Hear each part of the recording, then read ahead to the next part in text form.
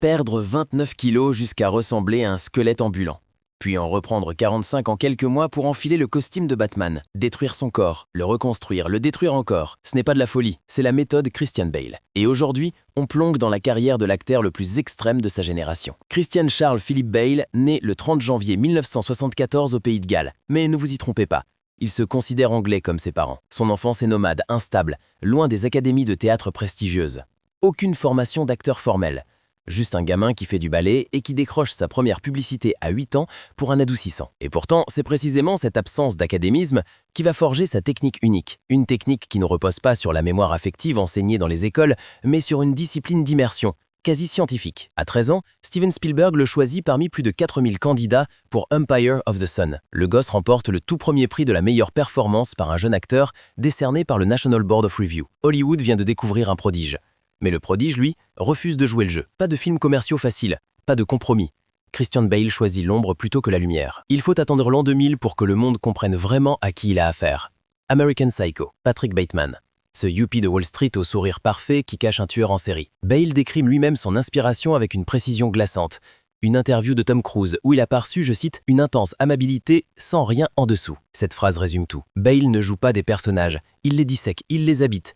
Il devient leur façade et leur abîme. Pour ce rôle, il sculpte son corps jusqu'à la perfection narcissique, se fait poser des facettes dentaires pour obtenir le sourire immaculé de Bateman. Le film devient culte. Le critique Roger Ebert qualifie sa performance d'héroïque. Mais c'est 4 ans plus tard que Bale franchit une limite que personne n'avait osé franchir. The Machinist. Trevor Resnick, un insomniaque rongé par la culpabilité. Pour incarner ce squelette ambulant, Bale perd 29 kilos. Son régime ? Du café noir, une pomme, une boîte de thon par jour. Il atteint 55 kilos. L'industrie est à la fois fascinée et terrifiée. Ce n'est plus du jeu d'acteur, c'est une forme de sacrifice, et la performance est universellement saluée. Les critiques parlent d'une interprétation poignante qui donne au film un ancrage émotionnel profond. Puis vient le moment qui va redéfinir un genre entier. Christopher Nolan cherche son Batman. Il veut un acteur qui possède, je cite, exactement l'équilibre entre l'ombre et la lumière. Il choisit Bale. En quelques mois, l'acteur reprend tout le poids perdu pour The Machinist et gagne une masse musculaire considérable, atteignant 100 kilos. La trilogie The Dark Knight devient pas phénomène.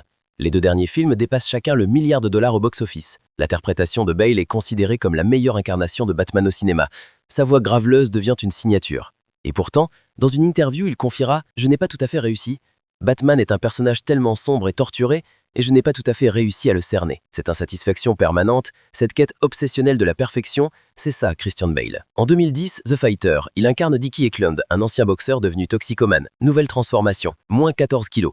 Mais cette fois, c'est l'énergie frénétique, l'humour brisé, la tragédie d'un homme réel qu'il doit capturer. Il insiste pour incorporer de l'humour dans son interprétation, pour équilibrer la noirceur du personnage. Résultat, l'Oscar du meilleur acteur dans un second rôle, le Golden Globe également, la consécration absolue. 3 ans plus tard, American Hustle.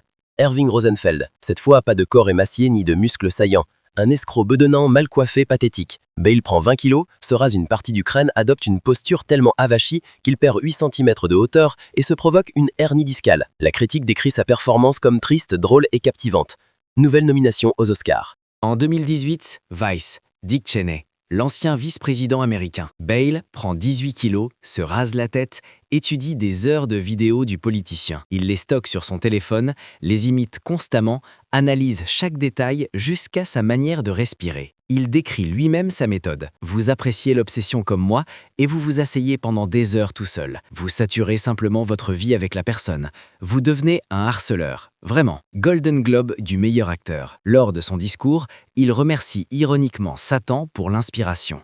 Du pur Bale, mais cette intensité a un prix. En 2009, un enregistrement audio fuite. On y entend Bale exploser de rage contre le directeur de la photographie de Terminator Salvation qui avait brisé sa concentration. La diatribe est virulente, choquante.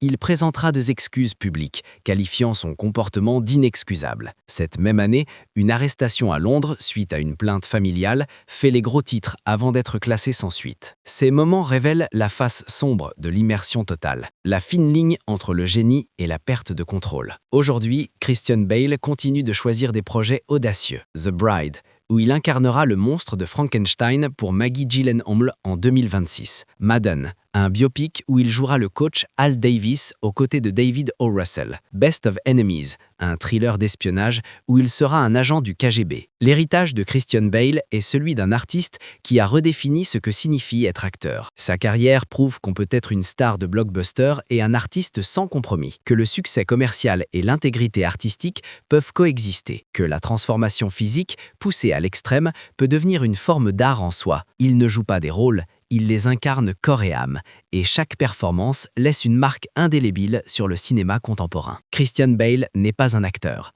c'est un phénomène.